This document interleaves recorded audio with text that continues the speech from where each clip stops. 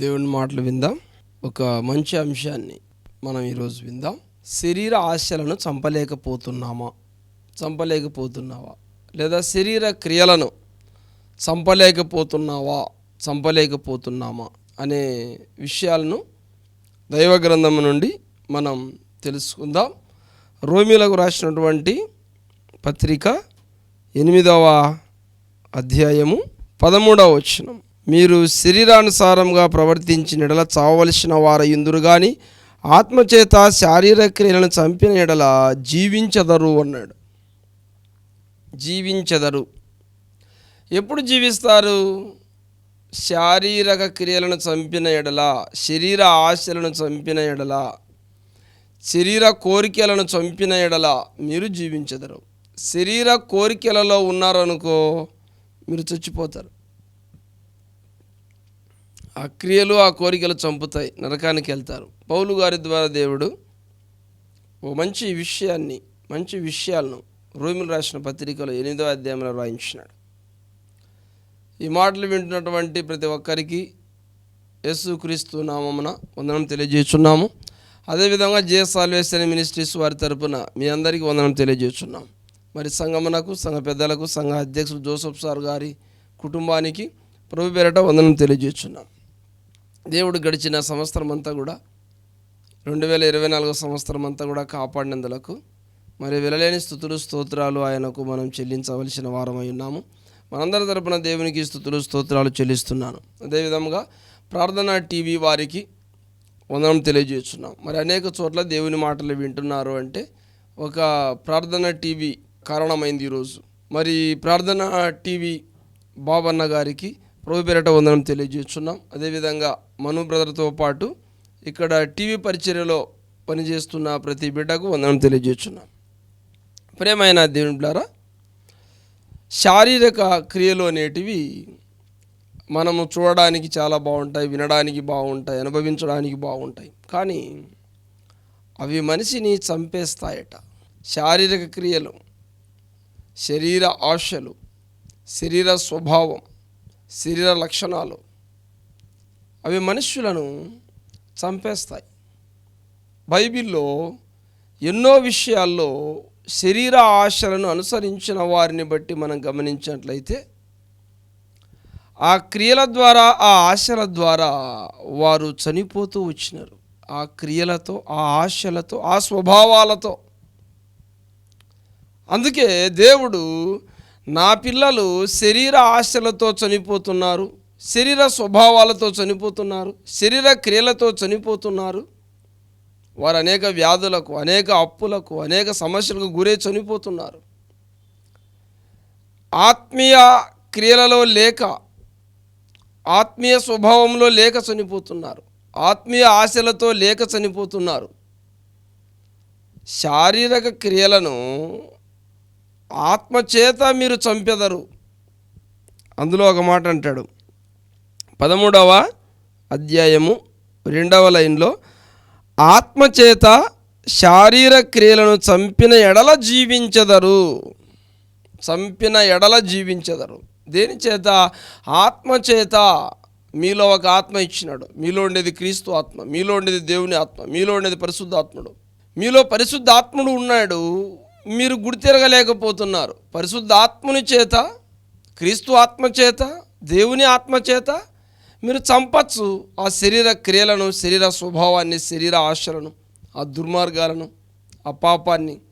శరీర క్రియలు ఏంటంటో మనకు తెలుసు, అవి స్పష్టంగా ఉన్నాయి. గలతీయులకు రాసిన పత్రికలో అంటాడు అపోస్తుడైన పౌలు, గలతీయులకు రాసిన పత్రిక 5వ అధ్యాయము 19వ వచనం, శరీర కార్యములు స్పష్టమైన అవేవనగా జారత్వము, అపవిత్రత, కాముకత్వము, విగ్రహారాధన, అభిచారము, ద్వేషములు, కలహము, మత్సరములు, క్రోధములు, కక్షలు, భేదములు, విమతములు, అసూయలు, మత్తతలు, అల్లరితో కూడిన ఆటపాటలు మొదలైనవి. వీటిని గూర్చి నేను మునుపు చెప్పిన ప్రకారము ఇట్టి వాటిని చేయువారు దేవుని రాజ్యమును స్వతంత్రించుకొనరని మీతో స్పష్టముగా చెప్పుచున్నాను. దేవుని రాజ్యాన్ని మీరు స్వతంత్రించుకొనలేరు. అంటే మీరు ఈ భూమి మీద ఉన్నది దేవుని రాజ్యమును స్వతంత్రించుకొనడానికి శారీరక క్రియలలో ఉన్నారనుకో, మీరు దేవుని రాజ్యాన్ని పోగొట్టుకుంటారు. జారత్వము అన్నాడు, అపవిత్రత అన్నాడు, కలహము అన్నాడు, అసూయ అన్నాడు, మత్సరము అన్నాడు. వీటన్నిటిలో మనం ఉంటే గిన దేవుని రాజ్యాన్ని స్వతంత్రించుకోలేం. మత్సరము, ఎముకలకు కుళ్ళు అన్నాడు.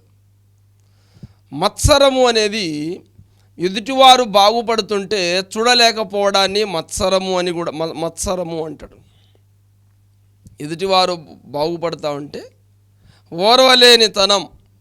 ఉదాహరణకు సౌలు మహారాజు, దావీదు గొప్ప పేరు వచ్చింది, మంచి పేరు వచ్చింది, అందరూ పొగిడారు. ఆ పేరును చూసి ఓర్వలేకపోయాడు, ఓర్వలేనితనం అంటారు దాన్ని.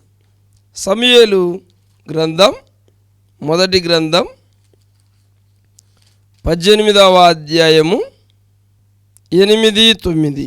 ఆ మాటలు సౌలునకు ఇంపుగా నుండనందున అతడు బహు కోపము తెచ్చుకొని, వారు దావీదునకు 10,000 కొలది అనియు 10,000 కొలదని నాకు 1,000 కొలది అనియు స్తుతులు పాడిరే, రాజ్యము తప్ప మరి ఏమీ అతడు తీసుకొనగలడు అనుకొనెను. కాబట్టి నాట నుండి సౌలు దావీదు మీద విషపు చూపు నిలిపెను.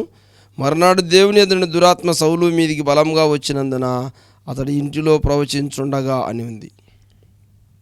ప్రేమైన దేవుని బిడ్డలారా, 11వ వచనం. ఒకప్పుడు సౌలు చేతిలో ఒక ఈటెనుండగా దావీదును పొడిచి గోడకు బిగించుదును అనుకొని సౌలు ఆ ఈటెను విసిరెను. అయితే తగలకుండా దావీదు 2 మార్లు తప్పించుకొనెను. ఈట విసిరాడు, అతనిలో ఒక విషపు చూపు ఏర్పడింది. ఓర్వలేనితనం, నాకంటే గొప్ప పేరు దావీదుకు వచ్చింది అని. వచ్చే మంచిదే, నీకంటే చిన్నవానికి గొప్ప పేరు వచ్చింది అంటే నువ్వు అభిమానించాలి, సంతోషపడాలి. నాకు రాలేదని బాధపడకూడదు. నేనే ఉన్నాను, నాకంటే చిన్నవారు గొప్పగా వాక్యం చెప్తుంటారు, సమాజంలో టీవీలో గొప్పగా వాక్యం చెప్తుంటారు ఎంతోమంది నాకంటే చిన్నవారు, యూట్యూబ్లో ఎంతోమంది నాకంటే చిన్నవారు గొప్పగా చెప్తుంటారు. నేను సంతోషపడాలి. నాకంటే చిన్నవారు నాకంటే బలంగా ఉంటారు, నేను సంతోషపడాలి, నేను అభినందించాలి. గాడ్ బ్లెస్ యూ అని వాళ్ళని దీవించాలి, వాళ్ళని ఆశీర్వదించాలి. ప్రేమైన దేవులారా, విషపు చూపు నిలపకూడదు, అసూయలు ఉండకూడదు, మత్సరము ఉండకూడదు. వస్తే రాని, ఎదుటి వారికి అభివృద్ధి కలిగేటప్పుడు మనం ఆనందించాలి,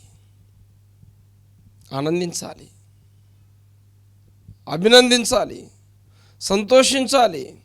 యోనాతాన్ అంటాడు, నువ్వు రాజు కావడానికి నేను సహకారిని అవుదును, నువ్వు రాజు వగుదువు అంటాడు. మనం సహకారులం కావాలి. సౌలు కొడుకు యోనాతాను సహకారి అయ్యాడు, కానీ సౌలు సహకారి కాలేకపోయాడు. అసూయ నిలుపుకున్నాడు, మత్సరంతో నిండి ఉన్నాడు. ఒకానొక దినమున ఆ మత్సరం, ఆ అసూయ, ఆ విషపు చూపు అతని కుమారులను చంపేసింది. 31వ అధ్యాయము 6వ వచనం. సౌలు మరణమాయనని అతని ఆయుధములు మోయువాడు తానును తన కత్తి మీద పడి అతనితో కూడా మరణమాయన. ఇలాగున సౌలును అతని 3 కుమారులను అతని ఆయుధములను మోయువాడును అతని వారందరూ ఒక దినముననే మరణమైరి. శరీర స్వభావం మరణం తెచ్చిపెట్టింది, శరీర క్రియలు మరణం తెచ్చిపెట్టాయి. శరీర క్రియలు, శరీర స్వభావం ఇవన్నీ కూడా మనల్ని మరణానికి దారి తీస్తాయి, మన పతనానికి దారి తీస్తాయి. ఎవరైనా బాగుపడుతుంటే బాగుపడని, కొందరు చదువుకుంటుంటారు, బాగా చదువుకొని అభినందించు. కొందరికి ఉద్యోగం వస్తుంది, అభినందించు, కంగ్రాచులేషన్ చెప్పు, మంచిది. కొందరికి మంచి భర్త దొరికి ఉంటాడు, కంగ్రాచులేషన్ చెప్పు, మంచిది. కొందరికి మంచి భార్య దొరికి ఉంటుంది, కంగ్రాచులేషన్ చెప్పు. నీకే ఒకవేళ పనికి మాలిన భర్త ఉండొచ్చు, బాధపడాకు ఎదుటివారి భర్తలను చూసి. నీకే ఒకవేళ మంచి భార్య లేకపోవచ్చు, ఎదుటివారికి మంచి భార్య ఉండొచ్చు, బాధపడాకు. ఎదుటివారి చూసి అసూయపడాకు, మత్సరపడాకు. మన మరణానికి దారి తీస్తుంది, మనమే మరణం అవుతుంది. శరీర క్రియలు, శరీర కోరికలు, శరీర ఆలోచనలు, శరీర తలంపులు, వీటితో మనుషులు మరణమైపోతున్నారు, దేవునికి దూరం అవుతున్నారు, దేవుని రాజ్యాన్ని స్వతంత్రించుకోలేకపోతున్నారు. దేవుని రాజ్యాన్ని ఎందుకు స్వతంత్రించుకోలేకపోతున్నారు? ఇది ఈ శరీర క్రియలు. దేవుడు బాధపడుతున్నాడు. దేవుని బాధను అర్థం చేసుకో. దేవుని బాధను అర్థం చేసుకొని ఆత్మచేత శారీర క్రియలను చంపు. రోమపత్రిక 8:13 అదే అనింది. నువ్వు ఆత్మచేత చంపు. 13-14 అంటాడు, నువ్వు ఆత్మచేత చంపు శారీర క్రియలు. అంటే నీలో ఆత్మనిచ్చినాడు, నువ్వు గ్రహించలేకున్నావు. నీకున్న శరీర క్రియలను అనుసరించి నడుచుకొనిచున్నావు, కానీ నీ శరీర క్రియలను నీలో ఉన్న ఆత్మచేత నువ్వు చంపలేకపోతున్నావు. నీకు ఆత్మ ఇచ్చాడు కదా. ఉదాహరణకు ఒక పాము ఉంటుంది, దాన్ని చంపాలి అంటే బలమైన కర్రతో నువ్వు చంపలేవు. చిన్న సన్నటి కర్ర ఉంటుంది, దోమితెర కర్ర అంటారు. దోమితెరలా కట్టుకుంటూ ఉంటారు, వలకర్ర.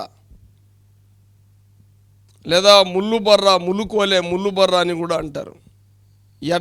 ఎడ్లకు ఉపయోగించేవాళ్ళు. సేద్యానికి వెళ్ళేటప్పుడు రైతు ముళ్ళు ఉన్న కర్రను తీసుకొని పోతాడు. రైతులు ఎంతోమంది ఆ ముళ్ళు కర్రలతో పాములను చంపారు. ఇంటి దగ్గర కూడా పాములు ఉన్నప్పుడు, వీధులలో పాములు ఉన్నప్పుడు పామును చంపడానికి వలకర్రను ఉపయోగించేవారు, లేదా దోమితెర కర్రను. నీ దగ్గర ఉన్న కర్రతో నువ్వు చంపడానికి సిద్ధపడు.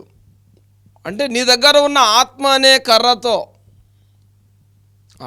కర్రతో శరీర క్రియలనే పామును చంపు. అది సాతాను క్రియలు. పాము లాంటివి నిన్ను చంపేస్తాయి. నువ్వు ఆ వలకర్రతో లేదా దోమితెర కర్రతో చంపలేదనుకో, ఆ పాము నిన్ను చంపచ్చు. నువ్వు ఇప్పుడు ఆత్మచేత శారీరక క్రియను చంపలేదనుకో, ఆ శారీరక క్రియను నిన్ను చంపచ్చు. సౌలు కుటుంబంలాగానే మీరు చనిపోవచ్చు. చూసినారా? లేదా తేలును చెప్పుతోనే చంపుతారు చూడండి. తేలు అనగానే చెప్పుతే అండి అంటారు, అది విషపు ప్రాణి. చెప్పుతో అయితే బాగా చంపచ్చు. నువ్వు రాయితో చంపలేవు సరిగా. లావు కర్రతో కూడా ఏటు దానికి చావడానికి సరిగా అందకపోవచ్చు, చంపలేకపోవచ్చు. బలమైన కర్రతో కూడా, రోకలి బడితో కూడా చంపలేవు, కానీ చిన్న చెప్పుతో చంపగలవు.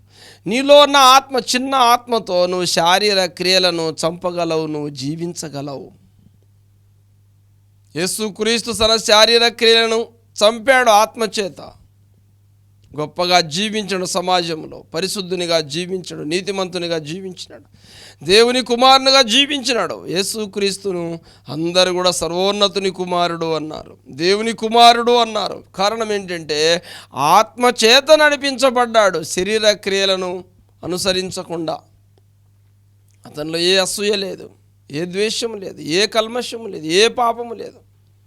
యోహాను సువార్త 8:46 అంటారు, నాలో పాపం ఉన్నదని మీలో ఎవడైనా స్థాపించగలడా అన్నాడు. పాపము లేకుండా బ్రతకడానికి ఆత్మచేత నడుచుకున్నాడు. నువ్వు కూడా ఆత్మ సంబంధంగా నడుచుకో. రోమీయులకు రాసిన పత్రిక 8వ అధ్యాయంలో 14వ వచనంలో అంటాడు, దేవుని ఆత్మచేత ఎందరు నడిపించబడుదురో వారందరూ దేవుని కుమారులయ్యుందురు, వారందరూ దేవుని కుమారులయ్యుందురు. దేవుని కుమారులు అంటే ఎవరు అంటే ఆత్మచేత నడిపించబడేవారు, ఆత్మచేత శరీర క్రియలను చంపేవాళ్ళు. దావీదు మహారాజు గారు సింహాన్ని చంపినాడు, ఎలుగుబంటిని చంపినాడు, గొల్యాతును చంపినాడు, కానీ శరీర క్రియలను చంపలేకపోయాడు. సమూయేలు గ్రంథములో, మొదటి గ్రంథంలో మనం గమనించినట్లయితే 17వ అధ్యాయము 34వ వచనం, అందుకు దావీదు సౌలుతో ఇట్లనెను, నీ దాసునైన నేను నా తండ్రి యొక్క గొర్రెలను కాయచుండా సింహమును ఎలుగుబంటి వచ్చి మందలో నుండి ఒక గొర్రె పిల్లను ఎత్తుకొని పోచుండగా నేను దానిని తరిమి చంపి దాని నోటను చంపి అన్నాడు, దాని నోట నుండి ఆ గొర్రెను విడిపించి తిని అన్నాడు. అది నా మీదికి రాగా దాని గడ్డం పట్టుకుని దానిని కొట్టి చంపి తిని అన్నాడు. కొట్టి చంపి తిని అన్నాడు. అంటే దేవుని ఆత్మ అతనిలో ఉంది. ఆత్మచేత ధైర్యంగా ఆ ఎలుగుబంటిని చంపాడు, ఆ సింహాన్ని చంపాడు, దాని నోట నుండి విడిపించాడు. అది నా మీదికి రాగా గడ్డం పట్టుకొని చంపి తిని, కొట్టి చంపి తిని అన్నాడు. మీదికి వచ్చింది కానీ చంపాడు దాన్ని కొట్టి, బలవంతుడై. ఆత్మచేత బలంగా నువ్వు ఉండు. శారీరక క్రియలు నీ మీదికి ఎన్నో వస్తూ ఉంటాయి. విభిచారం వస్తుంది, జారత్వం వస్తుంది, దాన్ని చంపేయి. దాన్ని ఆశపడాకు, ఇష్టపడాకు, నువ్వు చచ్చిపోతావు. కుటుంబ మరణాలు మిగులుతాయి, కుటుంబ బాధలు మిగులుతాయి, కుటుంబ కన్నీళ్ళు మిగులుతాయి. దావీదు చూడు చంపినాడు, గొల్యాతును కూడా చంపినాడు. 6 మూళ్ళ జానడు. అతని హైటు ఎంత అంటే 17వ అధ్యాయంలో అతని గురించి 6 మూరల జానడు అని ఉంది. అంటే అతని ఎత్తు అక్కడ వ్రాయబడి ఉంది. గొల్యాతు యొక్క హైటు, ఎత్తు ఎంతని వ్రాయబడింది అంటే 6 మూరల జానడు. 4వ వచనం, అతడు 6 మూళ్ళ జానడు ఎత్తు మనిషి, గాతువాడైన గొల్యాతు అను సూర్యుడొకడు అని ఉంది. ఆ సూర్యుడిని దావీదు చంపేసినాడు. 51వ వచనం, 50లో చూడండి, 50:51, దావీదు ఫిలిష్తీయుని కంటే బలాఢ్యుడై ఖడ్గము లేకయే ఒడిసెలతోనూ రాతితోనూ ఆ ఫిలిష్తీయుని కొట్టి చంపెను. వాడు బోర్ల పడగా దావీదు పరిగెత్తిపోయి ఫిలిష్తీయుని మీద పడి నిలుచుండి వాని కత్తి వరదీసి దానితో వాని చంపి వాని తల తెగవేశను. చూసినారా?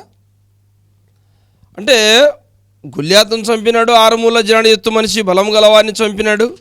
కానీ అతనిలో ఉన్న శరీర క్రియలను చంపలేకపోయాడు. 11వ అధ్యాయము 2వ వచనం, ఒకానొక దినమున ప్రొద్దుగుంకు వేళ దావీదు పడక మీద నుండి లేచి రాజనగరి మిద్దె మీద నడుచు పైనుండి చూచుండగా స్నానము చేయు ఒక స్త్రీ కనబడెను. ఆమె బహు సౌందర్యవతి అయ్యుండెను. చూచి దావీదు దాని సమాచారం తెలుసుకుంటకై ఒక దూతను పంపెను. సమాచారం తెలుసుకున్నాడు, ఆ స్త్రీని నాకు కావాలి అని. ఎప్పుడైతే ఆ స్త్రీని కావాలి అని అనుభవించాడో అప్పుడు దేవుడు చెప్తాడు. 12వ అధ్యాయంలో అంటాడు, 15వ వచనంలో, నీకు పుట్టిన బిడ్డ నిశ్చయముగా చచ్చునని దావీదుతో చెప్పి తన ఇంటికి వెళ్ళాను. నాతాను ప్రవక్త. మరణాలు స్టార్ట్ అయ్యాయి, కన్నీళ్ళు స్టార్ట్ అయ్యాయి, బాధలు ప్రారంభమైనాయి. ఎప్పుడు? అతడు పాపాన్ని చూసినప్పుడు, శరీర క్రియలను చేసినప్పుడు, శరీర క్రియలను చంపనప్పుడు ఇతని ఇంటిలో మరణాలు స్టార్ట్ అయ్యాయి, బాధలు స్టార్ట్ అయ్యాయి, కష్టాలు ప్రారంభమయ్యాయి, కన్నీళ్ళు ప్రారంభమయ్యాయి, వేదనలు ప్రారంభమయ్యాయి. ఆత్మచేత అప్పుడే ఆ శారీర క్రియలను చంపింటే, అప్పుడే ఆ చూపుల నుండి నువ్వు చంపుకునింటే ఆశపడకుండా, అప్పుడే నువ్వు వ్యభిచారం చేయకుండా ఆ చూపుల నుండి మరలింటే నువ్వు బాగుండేవాడివి, నీ కుటుంబం బాగుండేది. తర్వాత తల్లడిల్లిపోయింది దావీదు కుటుంబం అంతా. శారీరకేన మనం చంపలేకపోతే మన కుటుంబం కూడా తల్లడిల్లిపోతుంది. బాధలతో, కష్టాలతో, కన్నీళ్లతో, మరణాలతో, వ్యాధులతో, అప్పులతో తల్లడిల్లిపోతాం. మనం తల్లడిల్లిపోవాల్సి వస్తుంది, బాధపడాల్సి వస్తుంది. ఎప్పుడు? నువ్వు శారీర క్రియలను చంపకపోతే. అందుకే శారీర క్రియలను చంపేయి. నీలో శారీర క్రియలు ఏవైనా ఉంటే చంపేయి. శారీర క్రియలు చూడు, దాని సమాచారం తెలుసుకుని, నీ భార్య కాదు కదా, నీ స్త్రీ కాదు కదా, నీకు సంబంధించింది కాదు కదా. ఈరోజు ఎంతోమంది మీకు సంబంధం లేని స్త్రీల గురించి మీరు సమాచారం అడిగి తెలుసుకొని వారితో మీరు ప్రవర్తించలేదా? చెడ్డగా తిరగడం లేదా? సంబంధం లేని పురుషులతో, నీ భర్త కాని పురుషునితో నువ్వు సంబంధాన్ని పెట్టుకొని తిరగడం లేదా? శారీరక క్రియను అనుభవించడం లేదా? ఆ శారీరక క్రియను చంపేయండి. పురుషులు కానీ, స్త్రీలు కానీ, యవనస్తులు కానీ, యవనస్తురాండ్రు కానీ, సంబంధము లేని వారితో తిరగకూడదు. నీ భార్య అయితే నువ్వు తిరుగు, నీ భర్త అయితే నువ్వు ఉండు, సంతోషంగా ఉండు. శారీరక క్రియలనేటివి చివరకు నీకు సంతోషం లేకుండా చేస్తాయి. ఈరోజు అనేక కుటుంబాల్లో, వేల కుటుంబాల్లో, లక్షల కుటుంబాల్లో, కోట్ల కుటుంబాల్లో సంతోషం లేకుండా పోవడానికి కారణం ఆ శారీరక క్రియలే. సమాధానం లేకుండా పోవడానికి ఆ శారీరక క్రియలే. సమాధానము, జీవము ఉండాలి కుటుంబంలో. సమాధానము, జీవము ఉండాలి అంటే ఆత్మచేత మీరు నడిపింపబడాలి. ప్రియమైన దేవుని బిడ్డలారా, మీరు ఎలా ఉన్నారు? మనం గమనించినట్లయితే ఒక మాట ఉంది. 8 రోమీయుల రాసిన పత్రిక 6వ అధ్యాయం 6వ వచనం, ఆత్మానుసారమైన మనసు జీవమును సమాధానమునై ఉన్నది. చూసినారా? ఆత్మానుసారమైన మనస్సు కలిగి ఉండు, కుటుంబంలో సమాధానం ఉంటుంది, కుటుంబంలో జీవం ఉంటుంది. దావీదు కుటుంబంలో సమాధానం లేదు. తండ్రి కొడుకులు చంపుకోవడానికి సిద్ధపడ్డారు. ఈరోజు ఎన్నో కుటుంబాల్లో తండ్రి కొడుకులు కొట్టుకుంటున్నారు, తిట్టుకుంటున్నారు, చంపుకుంటున్నారు. అత్తల కోడళ్ళ మధ్య సమాధానం లేదు, భార్యాభర్తల మధ్య సమాధానం లేదు. కారణం ఆ శరీర క్రియ.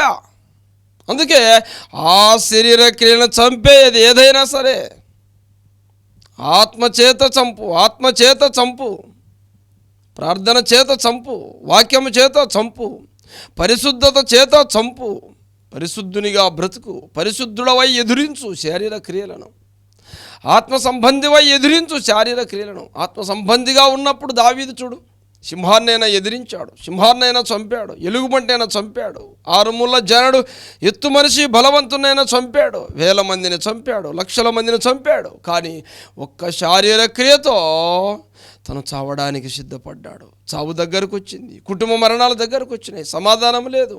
ఇంటిలో నుండి ఒలీవల కొండకు పరిగెత్తిపోయాడు, చెప్పులు లేకుండా పరిగెత్తిపోయాడు. భయంకరమైన పరిస్థితి వచ్చింది, దరిద్రత వచ్చింది, ఏడుపు వచ్చింది, బాధ వచ్చింది, కష్టాలు కన్నీళ్ళు వచ్చాయి. ఒక శారీరక క్రియ చెడ్డదని తెలిసినప్పుడు దాన్ని వదిలేయి, దానికి దూరంగా ఉండు. నీలో ఉన్న ఆత్మ చేత దాన్ని చంపాలి. ప్రేమ దేవులారా, నీకంటూ ఒక ఆత్మనిచ్చినాడు, ఆత్మ చేత చంపు. ఒక పామును చంపడానికి ఏ విధంగా ముళ్ళు కర్ర అంటారు, లేదా దోమతెర కర్ర అంటారు, దోమతెర కర్రను ఉపయోగించుతారు. ఒక తేలును చంపడానికి చెప్పును ఉపయోగిస్తారు. చూసినారా?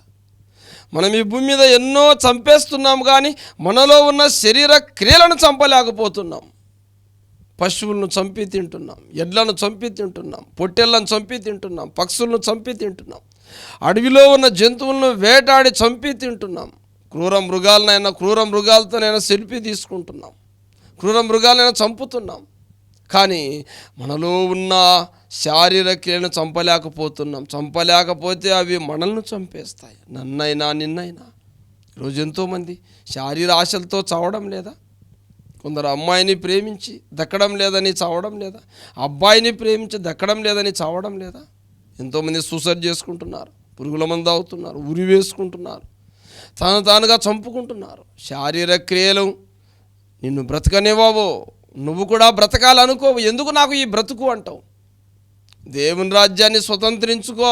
లోకంలో అమ్మాయిని కాదు, లోకంలో అబ్బాయిని కాదు, లోకంలో ఆస్తిని కాదు, లోకంలో పేరును కాదు. నువ్వు దేవుని రాజ్యాన్ని స్వతంత్రించుకో. దేవుని రాజ్యం కోసం చావు. దేవుని రాజ్యం కొరకు ప్రాణాలు బలి ఇచ్చినారు. యోహాన్ అయితే అక్కడ పద్మాసు ద్వీపములో పరవాసి ఇతడు దేవుని రాజ్యం నిమిత్తం. ప్రకటన గ్రంథం 1వ అధ్యాయము ప్రకటన గ్రంథంలో మనం గమనించండి 9వ వచనం. మీ సహోదరుడును యేసును బట్టి కలుగు శ్రమలోను రాజ్యములో సహనములో పాలేవాడనైన యోహాన నేను దేవుని వాక్యం నిమిత్తమును యేసుని గురించి సాక్ష్యం నిమిత్తమును పద్మాసు ద్వీపమున పరమాశనై తిని. దేవుని రాజ్యాన్ని స్వతంత్రించుకోవడానికి చావడానికి పద్మాసు ద్వీపంలో ఉన్నా అంటున్నాడు. దేవుని రాజ్యాన్ని స్వతంత్రించుకోవడానికి 12 మంది శిష్యుల్లో ఒకడైన యోహాన్ అంటా ఉన్నాడు. రాజ్యం నిమిత్తం, దేవుని రాజ్యం నిమిత్తం, ఆ దేవుని రాజ్యాన్ని స్వతంత్రించుకోవడానికి నాలో ఉన్నటువంటి శారీరక క్రియలను చంపి, ఇదో నేను దేవుని కొరకు ఆత్మచేత నడుస్తూ ఉన్నా. ప్రకటన గ్రంథం రాశాడు, ఆత్మచేత నడిపించబడిన వాడు. నువ్వు ఆత్మచేత నడిపించబడిన వాడవు అయితే ఇదో నీతో కూడా కొన్ని సంఘాలకు పరిచర్య ఉంటుంది. 7 సంఘాలకు పత్రిక రాశాడు, ప్రకటన గ్రంథం రాశాడు. ఈరోజు నీకు కూడా ఆ వాక్యం రాశాడు. అంటే ఆత్మచేత నడిపింపబడిన వ్యక్తి దేవుని రాజ్యాన్ని స్వతంత్రించుకోగలడు, సంఘాలకు ఉపయోగపడగలడు, సంఘానికి ఉపయోగపడగలడు. నువ్వు సంఘానికి ఉపయోగపడే బిడ్డగా ఉండాలి అంటే, ఉపయోగపడే విశ్వాసిగా ఉండాలి అంటే, ఉపయోగపడే సంఘ పెద్దగా ఉండాలి అంటే, ఉపయోగపడే స్త్రీగా ఉండాలి అంటే, ఉపయోగపడే యవనస్తురాలుగా ఉండాలంటే నీ శారీరక క్రియను చంపే యోహాన్ లాగా దేవుని రాజ్యాన్ని స్వతంత్రించుకో. పరలోక రాజ్యాన్ని స్వతంత్రించుకో. పరలోక రాజ్యాన్ని స్వతంత్రించుకోవడానికి ఎన్నో ఆశలను వదులుకొని బ్రతికారు దేవుని పిల్లలు, దేవుని శిష్యులు, క్రీస్తు శిష్యులు.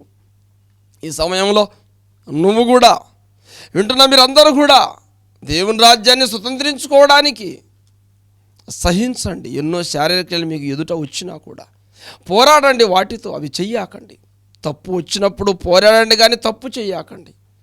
పాపము ఎదురైనప్పుడు పోరాడండి కానీ తప్పు చేయకండి. శారీరక అలవాటు చేసుకోవద్దు. మీరు ఏ శారీరక క్రియ ఉన్నా కూడా ఆ క్రియలను దూరం చేసుకోండి. ఆ ఆశలను చంపుకోండి. ఆశా నిగ్రహం అంటారు, నిగ్రహించుకో. ప్రేమైన దేవుని ద్వారా మీరందరూ కూడా మీలో దేవుడిచ్చిన ఆత్మ చేత ఆ శారీరక క్రియను చంపండి.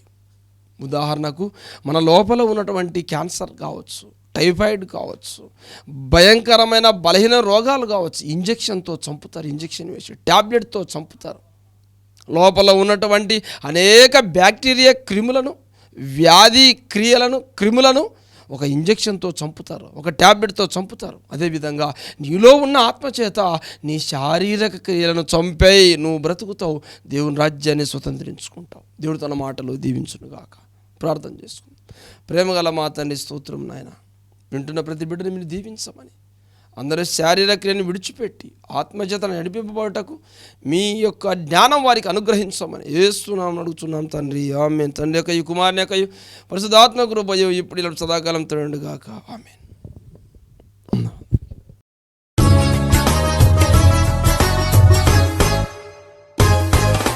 రాజుల రాజా యేసు, ప్రభువుల ప్రభువా, పశువుల తోటిలో శిశువుగా నైతివా, ముక్తిదాత యేసువా.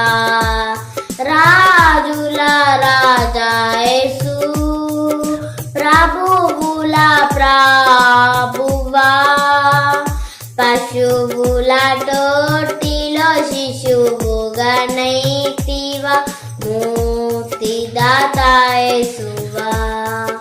మన నిమిత్తమే దరిద్రుడాయే ప్రభు, క్రూర శిల్వనే కిరీటము కాచి బాధింపబడెను ప్రభు.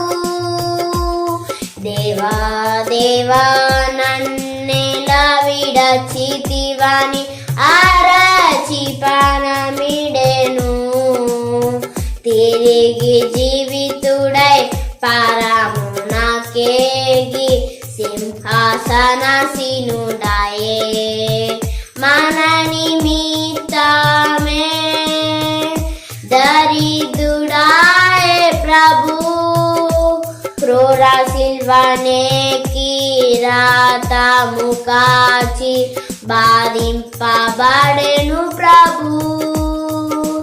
దేవా దేవా నన్నెలా విడచితివని అరచి ప్రాణమిడెను, తిరిగి జీవితుడై పరమునకేగి సింహాసనాసీనుడాయే.